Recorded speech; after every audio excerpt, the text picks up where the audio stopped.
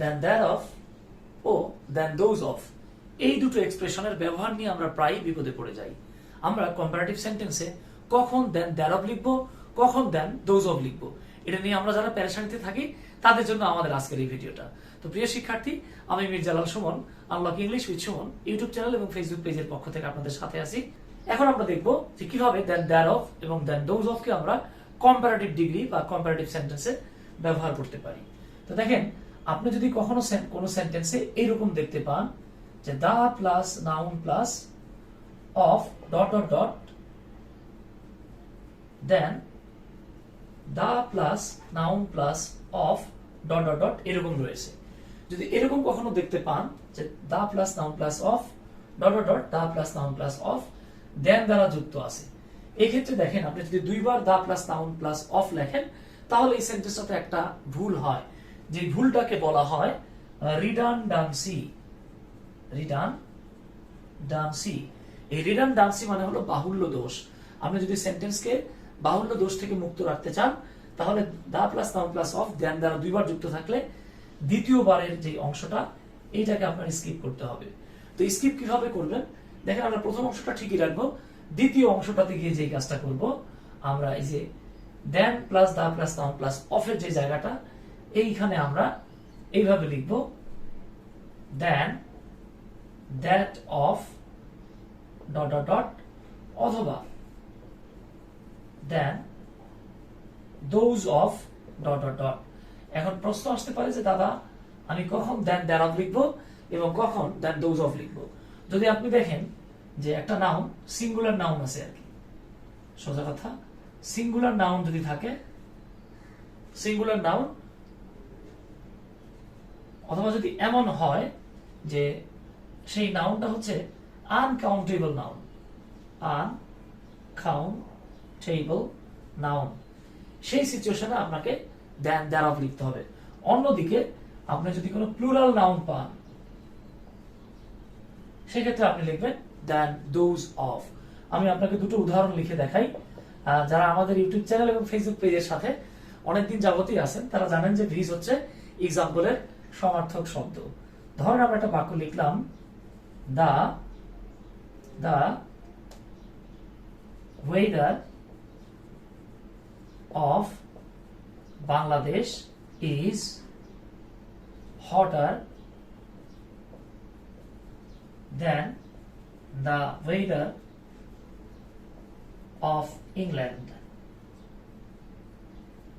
তাহলে আমরা এখানে দুটো বাক্য দেখতে পাচ্ছি, the weather of Bangladesh is hotter than the weather of England, অথবা the weather of England is colder than the weather of Bangladesh।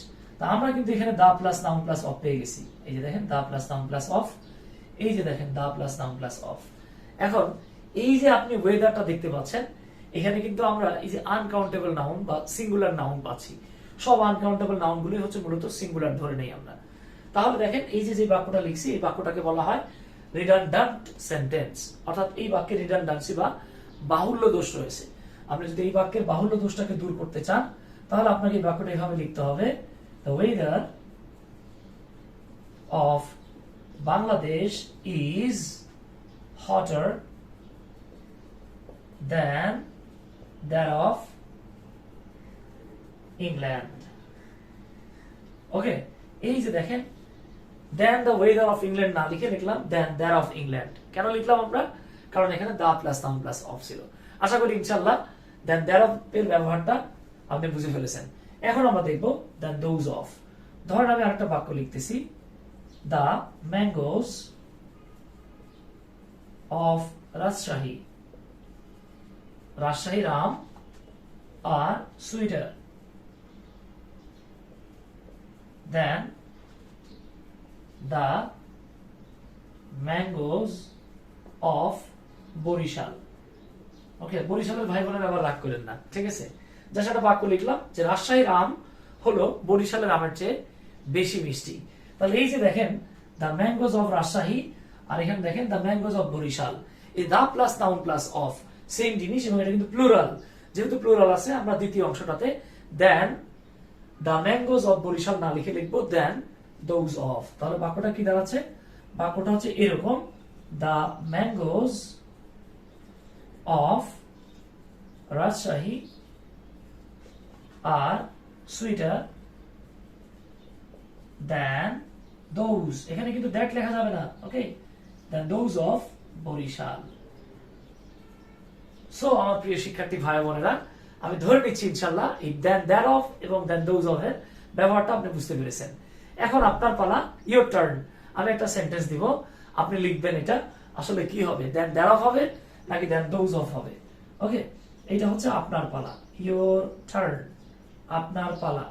ওকে, যারা বুঝেছেন অবশ্যই দয়া করে কমেন্ট করবেন please.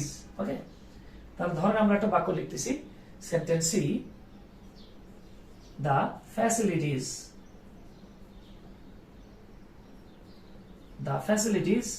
of town are more than the facilities of villages. ওকে, তাহলে আমাদের বাক্যটা কি হলো, the facilities of towns are more than the facilities of villages.